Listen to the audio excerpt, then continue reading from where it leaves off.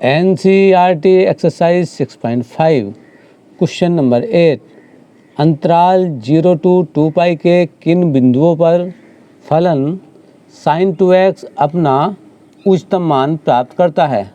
तो यहाँ पर जो फंक्शन है वह है sin 2x और अंतराल है 0 से 2 पाई।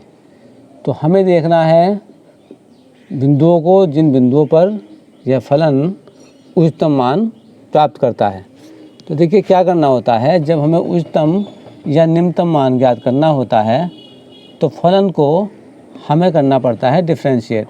तो यहाँ पर हमारा जो फलन है वह है sin 2x और यहाँ पर हम sin 2x को मान लेते हैं fx। तो यहाँ हम लिखेंगे माना fx equals to sin 2x। अब हम इसको करेंगे differentiate with respect to x। तो विद रेस्पेक्ट टू x इसको डिफ्रेंशिएट करने पर हमें मिल जाता है f डैश x और साइन का डिफ्रेंशिएशन हो जाता है कोस और यहाँ पर लिखेंगे 2x। बट अभी मल्टीप्लाई भी करनी है 2x के डिफ्रेंशिएशन से, तो वह हो जाती है 2। तो अब f डैश x हमें मिल जाता है 2 cos 2x। अब उच्चतम या निम्नतम मान ज्ञात करने के लिए हमें f डैश x को रखना पड़ेगा बराबर 0 के। तो हम यहाँ पर f डैश x रखते हैं 0। तो हमने यहाँ पर लिख दिया है f डैश x बराबर 0 रखने पर। देखिए ये 2 f डैश x की वैल्यू है 2 cos 2x और इसको रख दिया है बराबर 0 के। नाउ cos 2x बराबर ये 2 से डिवाइड हो जाएगी इसको 0 को, तो ये बन जाएगा 0। अब बात करें अगर हम 2x की वैल्यू फाइंड करने की, तो यहाँ पर देखिए इस तरह से हम लिख सकते हैं cos 2x equals to cos π/2। Okay, क्योंकि cos π/2 की वैल्यू होती है 0। और इस तरह से अगर मैं आगे बढ़ता चला जाऊँ, जैसे बात करते हैं क्वाड्रेंट की या चतुर्थांश की, तो π/2 हो जाता है यहाँ और ये π/2 की वैल्यू हो जाती है कोस में 0। अब इसके बाद फिर वैल्यू आती है 3π/2। तो 3π/2 फिर यहाँ पर 0 हो जाती है वैल्यू। तो अब मैं लिख लेता हूँ 2x की वैल्यूज। तो इस तरह से 2x की वैल्यूज हो जाएंगी π/2, 3π/2, 5π/2 एंड 7π/2। ओके, इस तरह से हमें वैल्यूज इसकी फाइंड हो जाएंगी। इसके आगे इस तरह से हम जा सकते हैं। या दूसरी तरह से अगर हम बात करें x की जो वैल्यूज होंगी वो हो जाएंगी, ये 2 इसके डिवाइड में आ जाएगा, ये हो जाएगी π/4 और ये हो जाएगी 3π/4 एंड 5π/4 एंड 7π/4।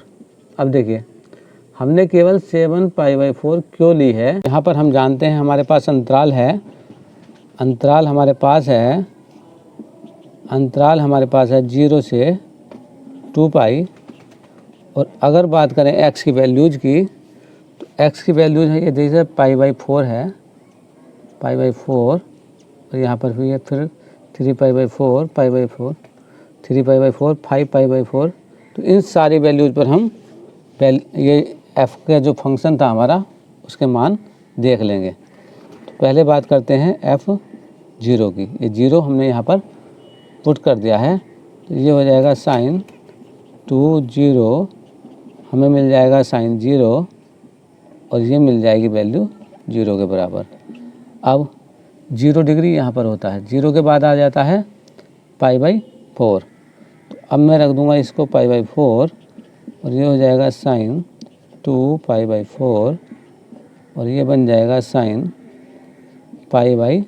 2 कैंसिल हो जाएगा, यहाँ 4 कैंसिल हो जाएगा 2 से, तो ये बन जाएगी वैल्यू 1 sin π/2। इसके आगे बात करते हैं 3π/4 की और ये मिल जाएगा sin 2 यहाँ पर रखेंगे तो 3π/4 अब नेक्स्ट बात करते हैं अगर, तो ये मिल जाता है 3π/2, ओके। और 3π/2 मिल जाता है मुझे बराबर -1 के, ओके, यहाँ पर ये। तो अब बात कर लेते हैं f, ये 3π/4 के बाद में 5π/4, तो यहाँ पर पुट करूँगा मैं वैल्यू 2 5π/4, तो मुझे मिल जाएगा साइन 5π/2, तो 5π/2 मुझे मिल जाएगी वैल्यू 1 के इक्वस। अब मैं देख लूँगा f 7π/4, और यार ये जो वैल्यू है ये 7π/4, नेक्स्ट मिलेगी मुझे 7π/2, और ये मिल जाएगी वैल्यू -1 के बराबर, क्योंकि 7π/4 ये लेसर है 2π से। तो अब मैं रखूँगा, क्योंकि 2π जब हम ये राउंड पूरा करते हैं तो 2π भी यहाँ पर आता है, तो 0 से मैंने 2π के बीच के सारी वैल्यूज इसमें पुट कर ली हैं। तो अब मैं रखूँगा 2π, तो ये आ जाती है साइन यहाँ पर 2π, ठीक है, यहाँ पर मैं 2π रखूँगा, 2π, तो ये हो जाती है साइन 4π, और ये वैल्यू हो जाती है मेरे पास कितनी, 0। तो क्वेश्चन में मुझे जो फाइंड करना था, फलन का उच्चतम मान देखना था, तो उच्चतम मान यहाँ पर क्या मिले मुझे, देखिए एक तो ये मिल जाता है 1, और ये 1 मिल जाता है। तो 1 यहाँ पर मिलता है, किस पर मिलता है, देखिए मुझे x = π/4 पर, और तथा x = 5π/4 पर उच्चतम मान प्राप्त होते हैं, उच्चतम मान प्राप्त होते हैं, ओके। यही हमें फाइंड करना था। यहाँ पर हमें क्वेश्चन में देखना था, हमें दिया था अंतराल 0 से π, 0 से 2π, तो 0 कहाँ है, ये है। अब इसको मैं ऐसे ऐसे राउंड करूँगा तो ये आ जाएगा 2π, ओके। अब 2π के बाद में देखिए π/4 कहाँ पर है, ये π/4 ये है, ओके। अब π/4 के बाद में 3π/4, 3π/4 यहाँ पर है ये, ओके। अब 3π/4 के बाद में 5π, ये आ जाता है 5π, 5π/4। नेक्स्ट अब बचता है 7π/4, तो 7π/4 बन जाता है ये।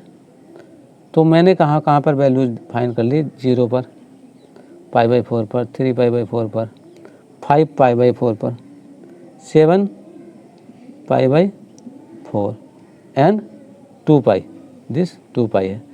तो इन सब वैल्यूज़ पर जो मैंने फंक्शन का मान देखा है, इन सब एंगल्स पर मैंने जो फंक्शन की वैल्यूज़ फाइंड करी, तो मुझे क्या मिला, ये मैक्सिमम वैल्यू एक तो यहाँ पर मिल जाती है, और दूसरी वैल्यू मुझे कहाँ पर मिल जाती है, 5π/4 पर मिल जाती है।